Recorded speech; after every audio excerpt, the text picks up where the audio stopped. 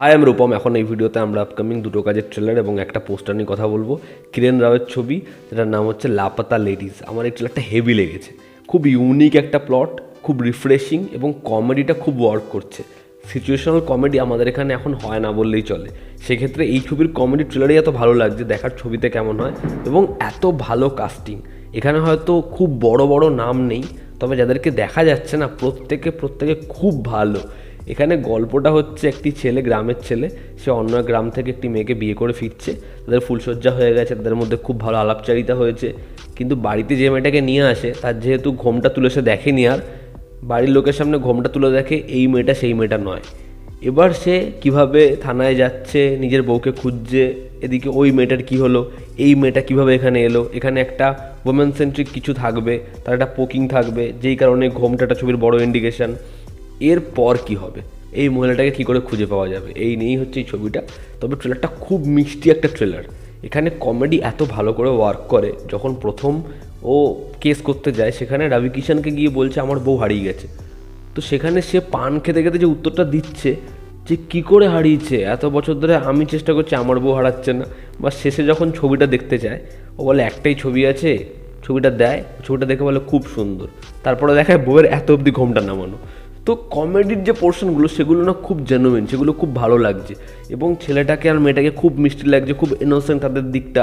Background score খুব ভালো, যে গানটা আমরা শুনতে পাই সুখবিন্দারের, সেই গানটা খুব ভালো। তো কিরণ রাও এই যে পুরো অ্যাম্বিয়েন্সটাকে খুব সুন্দর করে দেখিয়েছে, মনে হচ্ছে ছবিটা খুব ভালো হবে। তো আমার এই ছবিটা নিয়ে একটা বড় এক্সপেকটেশন রয়েছে, এবং আমির খানের প্রোডাকশন হাউস, তো আশা করি ছবিটা ভালোই হবে এবং ডিরেক্টর ভালো কিরণ রাও। তো দেখার ছবিটা কেমন হয়, তবে ট্রেলারটা দেখে আমি এই ছবিটার জন্য খুবই এক্সাইটেড। এবং রবি কিষান হচ্ছে এই ট্রেলারটা জান, তার ওই অ্যাকসেন্ট, ওই পান খেয়ে খেয়ে কথা বলা, প্রত্যেকটা কথার মধ্যে হাসি পায়। তো খুব ভালো। দেখো এই ট্রেলারটা, না দেখে থাকলে আমি ডেসক্রিপশনে লিঙ্ক দেবো। এরপর আমরা কথা বলবো কেমিস্ট্রি মাসি, হইচইয়ের আপকামিং সিরিজ, যেখানে দেবশ্রী রয় মুখ্য চরিত্রে অভিনয় করছেন এবং বহুদিন পর আমরা তার একটা কাজ দেখছি। এবার খুব ভালো হয়েছে, তিনি যে কোনো পরিচালকের সাথে না সিরিজ বা সিনেমা করে কামব্যাক করতে চাননি, তিনি ভালো ডিরেক্টরের সাথে এই কামব্যাকটা করেছে। সৌরভ চক্রবর্তী খুব ভালো একজন পরিচালক, তার প্রিভিয়াস কাজ রাজনীতি পার্সোনালি আমার খুব পছন্দের, তার আগে শব্দ খুব ভালো লেগেছিল। এবার এর যে প্লটটা না, সেই প্লটটা খুব ভালো, সেই প্লটটার মধ্যে দম আছে।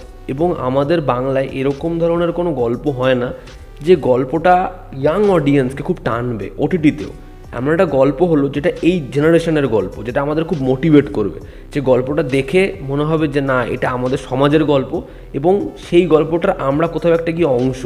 তো এই সিরিজটা সেটার ইন্ডিকেট করছে।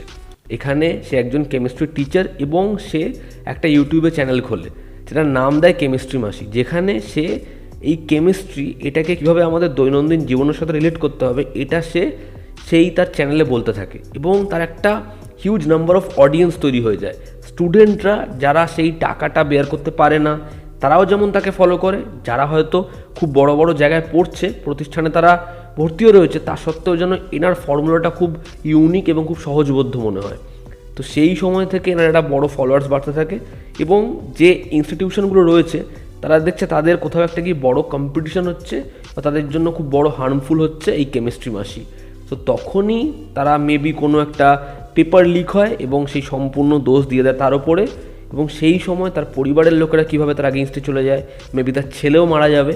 তো এরপর কেমিস্ট্রি মাসিকে নিজের চ্যানেল ডিলিট করবে না, সে হার মানবে না।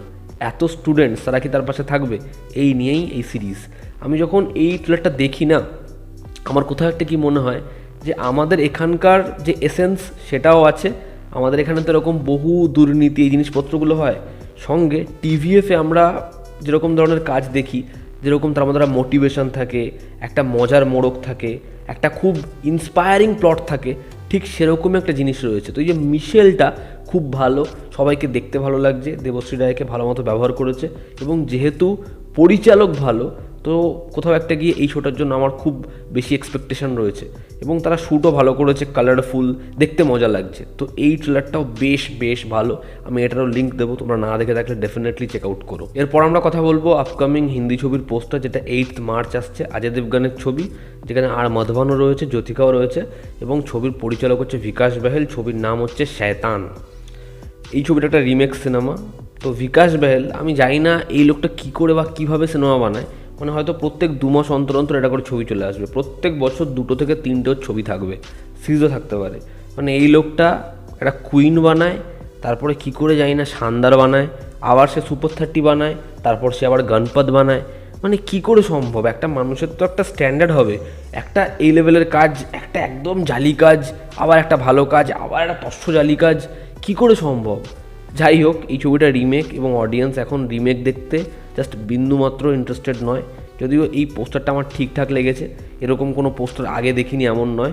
তবে এই যে 3জন কাস্ট, অজয় দেবগন, জ্যোতিকা এবং হচ্ছে আরমাধবন, 3জনই এত ট্যালেন্টেড অভিনেতা অভিনেত্রী যে এদের জন্য কোথাও একটা গিয়ে ছবি খারাপ হলেও এদের পারফরমেন্সের জন্য দেখে নেব, এরকম একটা মনে হয়।